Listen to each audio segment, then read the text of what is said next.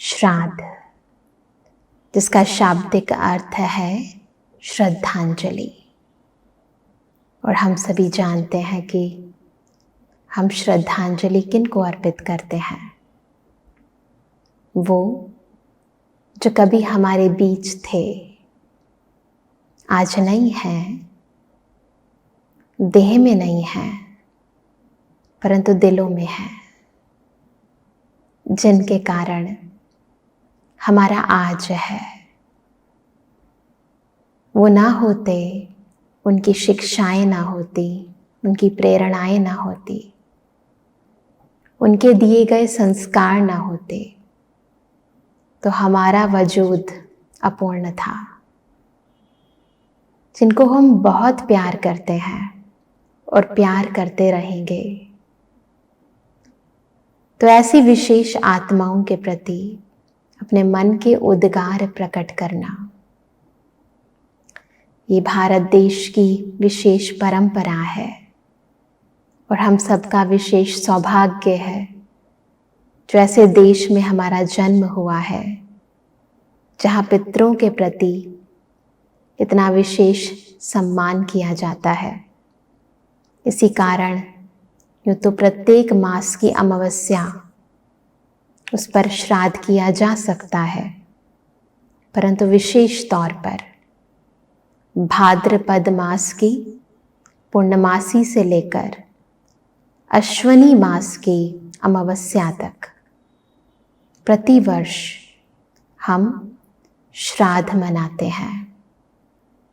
और इन कुछ 15-16 दिनों में हम अपने पूर्वजों के प्रति श्रद्धा सुमन अर्पित करते हैं, तर्पण करते हैं, अर्पण करते हैं, पूजा करते हैं, विभिन्न विधि विधान करते हैं। जो कुछ उन्हें पसंद था, जो वो चाहते थे, जब हमारे सामने वो जीवित थे, उसी अनुसार हम सब कुछ करते हैं। उनको याद करते हैं, उनके प्रति सम्मान करते हैं, उन्हीं के नाम से दान पुण्य करते हैं,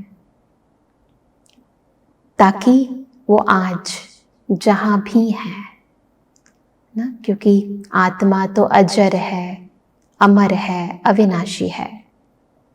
भले उस शरीर में वो आज नहीं हैं जिसमें हमने उन्हें अपना माता पिता दादा दादी वो समझा या माना, परंतु इसी दुनिया में किसी न किसी वेश में, किसी और देह में वो आज भी हैं। और क्योंकि ये श्राद्ध उस आत्मा के प्रति है, तो वो जहाँ भी हैं, जिस भी देह में है, जिन भी लोगों के बीच में है, हमारे मन के भाव, हमारी ये श्रद्धा भावना, हमारा ये सम्मान, हमारी ये पवित्र याद उन तक ज़रूर पहुँचती है। दुनिया में भी जब कोई व्यक्ति जीवित भी होता है और हमसे दूर चला जाता है, कई बार ऐसा होता है ना, हम उनको याद करते हैं, हमारे बीच नहीं है, बाहर किसी और कंट्री में है, और तुरंत उनका फ़ोन आ जाता है और हम क्या कहते हैं, अभी आपको याद ही तो कर रहे थे। तो ये कौन सा कनेक्शन है? कई बार हम इसको टेलीपैथी कह देते हैं। ये मन का मन से कनेक्शन है, आत्मा का आत्मा से कनेक्शन है। तो भले जब कंट्री चेंज हो जाती है, तो जब कनेक्शन जुट सकता है, तो उस मनुष्य आत्मा ने आज दूसरा चोला धारण कर लिया है, परंतु क्योंकि मन मिला हुआ है, तो यहाँ जितना आप उनके प्रति सम्मानजनक भाव उत्पन्न करेंगे, उतनी ही भावना, उतना ही प्यार वो वहाँ रिसीव करेगी आत्मा, उसे अंदर से खुशी होगी। तो इन श्राद्ध के कुछ दिनों में हम अपने मन के इन्हीं उद्गारों को प्रकट करते हैं, उनको याद करते हैं। न केवल उनको, परंतु यदि हम सच में अपने आप को ईश्वर की संतान मानते हैं, तो संपूर्ण संसार की प्रत्येक मनुष्य आत्मा का दायित्व इस वसुधैव कुटुंब की भावना को अपने मन में धारण करते हुए हमारे मन में हर एक आत्मा के प्रति ये भाव रहता है कि वो जहाँ भी है न, जो भी कर्म कर रही है वो सुखी रहे, शांत रहे। तो न केवल वो जिन्हें हम जानते हैं, परंतु वो आत्माएं भी जिन्हें भले हम नहीं जानते, जो अतृप्त हैं। कई बारी हमारे अपनों की मृत्यु या परायों की मृत्यु, जिन्हें हम टेलीविज़न पर देखते हैं या हम अड़ोस पड़ोस में सुनते हैं, नहीं भी सुनते तो जानते तो हैं कि बहुत सारे ऐसे लोग हैं जो अचानक मृत्यु को प्राप्त कर लेते हैं, तैयार नहीं होते मेंटली ना, पहले से उन्हें पता ऐसा नहीं होता, एक्सीडेंटल मृत्यु हो जाती है। कई लोग सुसाइड अटेम्प्ट कर लेते हैं।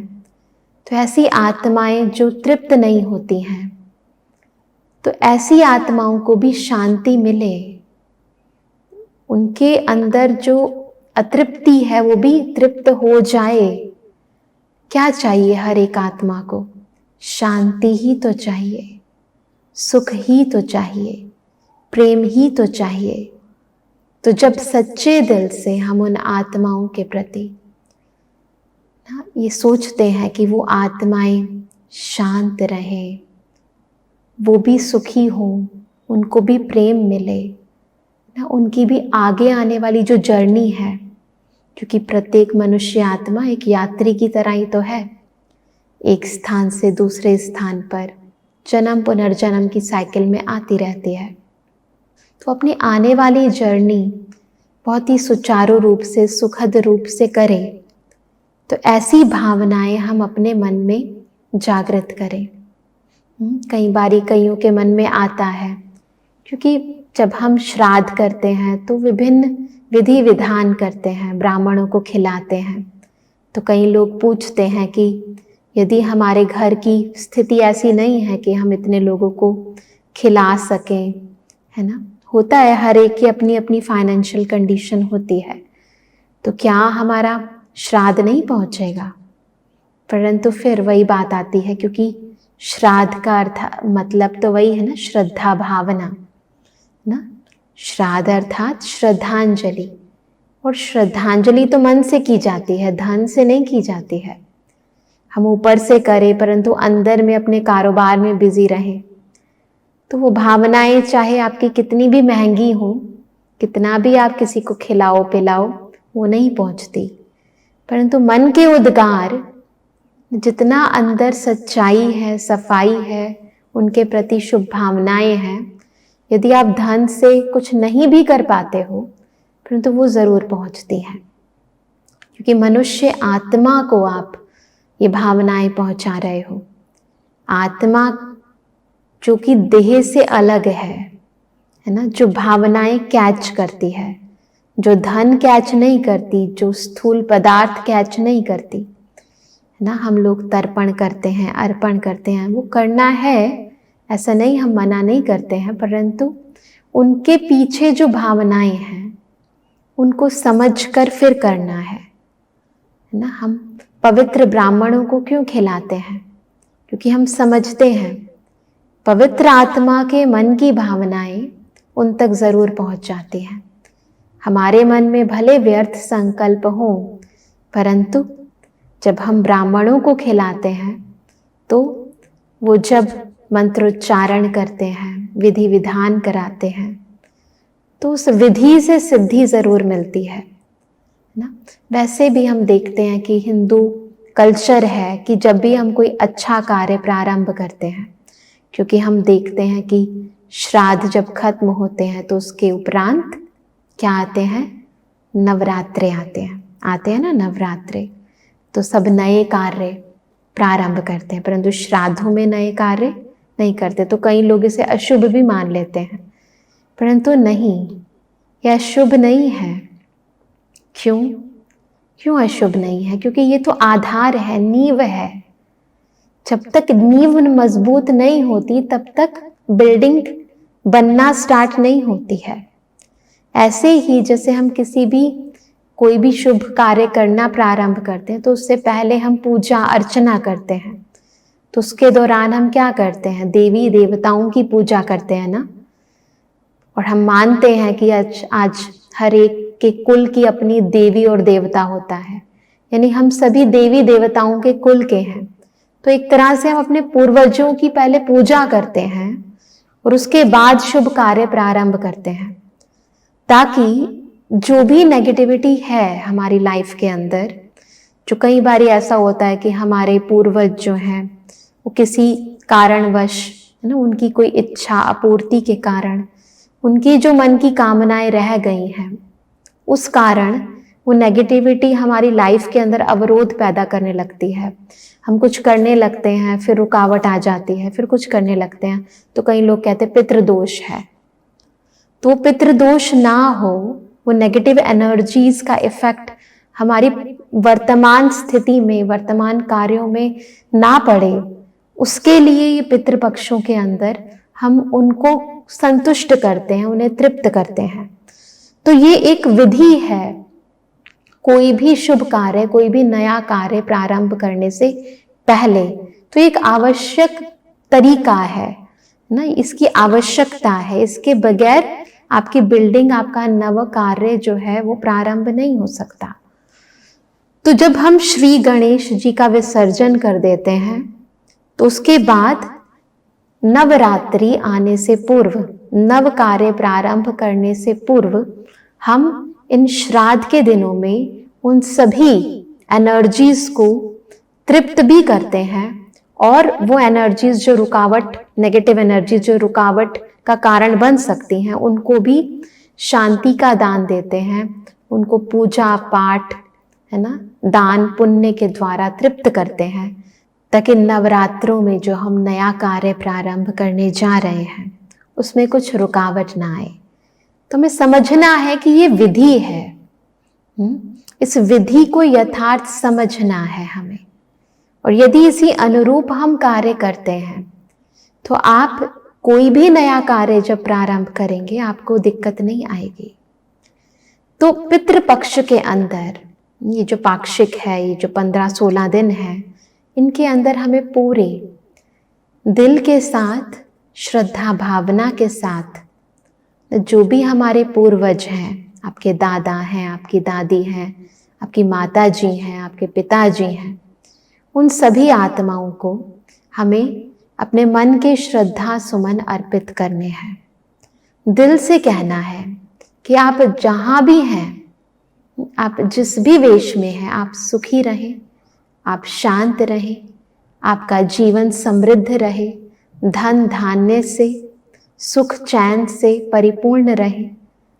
इस प्रकार से यदि भावनाएं हम क्रिएट करते हैं तो वो लोग वहां भी तृप्त रहते हैं और उनकी दुआएं भी हमें प्राप्त होती हैं, है ना। और दुआएं हमेशा मनुष्य आत्मा को आगे बढ़ाती हैं। और कई बार ऐसा भी होता है कि जब वो जीवित थे तो हम उनके मन की कामनाएं पूर्ण नहीं कर पाए, या हमने कुछ ऐसा कर दिया जो उनकी इच्छाओं के विरुद्ध था, तो बाद में हमें पश्चाताप होता है। तो इन दिनों में इस पश्चाताप को भी हम दूर कर सकते हैं, उन आत्माओं से माफ़ी मांग सकते हैं, क्षमा याचना कर सकते हैं, ताकि उनके अंदर वो जो हमारे प्रति भावनाएं थी, क्योंकि आप यदि किसी का कहना नहीं मानते तो डेफिनेटली उसके मन में आपके प्रति कुछ तो भावनाएं होंगी ना, नेगेटिव भावनाएं उजागर हो ही जाती हैं कि मेरा बेटा मेरा कहना नहीं मानता, मेरी बेटी मेरा कहना नहीं मानती। तो उनसे क्षमा याचना करना बहुत ज़रूरी है। तो आप अपने पश्चाताप को भी इन दिनों में दूर कर सकते हो, है ना। तो कई तरह की विधि विधान होते हैं, परंतु उन सभी विधि विधानों का जो मूल अर्थ होता है वो यही होता है कि उनको प्रसन्न करना। वो जहाँ भी हैं उनको उसी रूप में उजागर करके, क्योंकि हम तो उनको उसी स्वरूप में जानते हैं ना, परंतु उनके प्रति श्रद्धा भाव अपने जागृत करना, उनको याद करना, उनके साथ साथ विश्व की समस्त मनुष्य आत्माओं के प्रति भी सभी सुखी रहे, सबका मन शांत रहे, ऐसी भावनाएं जागृत करना। तो ये नकारात्मक शक्तियां, क्योंकि मनुष्य आत्मा भी एक शक्ति है, तो उस एनर्जी के ऊपर विभिन्न एनर्जीज जिनके बीच में हम रहते हैं उनका प्रभाव पड़ना स्वाभाविक होता है, क्योंकि आत्मा अपने को बॉडी कॉन्शियसनेस में रहकर फिर कार्य करती है। तो इन शक्तियों का प्रभाव मनुष्य आत्मा पर ऑटोमेटिकली पड़ने लगता है। परंतु जब हम अपने मन से ये पॉजिटिव वाइब्रेशंस क्रिएट करते हैं हर एक के प्रति, हर एक मनुष्य आत्मा के प्रति, तो ऑटोमेटिकली उस नेगेटिविटी का प्रभाव आपके ऊपर नहीं पड़ता है। इसलिए हम सभी को विशेष तौर पर इन दिनों पर, परंतु वैसे देखा जाए तो हर रोज कुछ समय निकालकर जरूर प्रत्येक मनुष्य आत्मा के प्रति ये मनसा सेवा जरूर करनी चाहिए।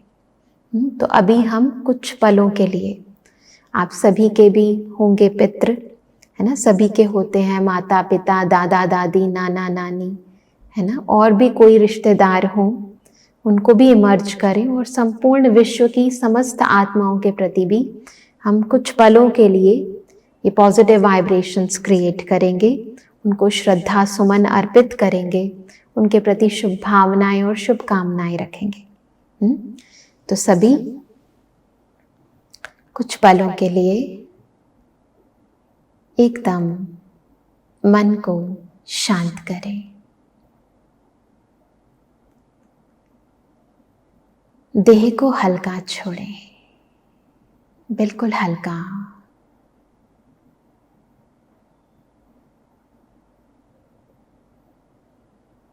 और स्मृति में लाएं अपने उन पितरों को, उन विशेष आत्माओं को जिनके कारण आज हम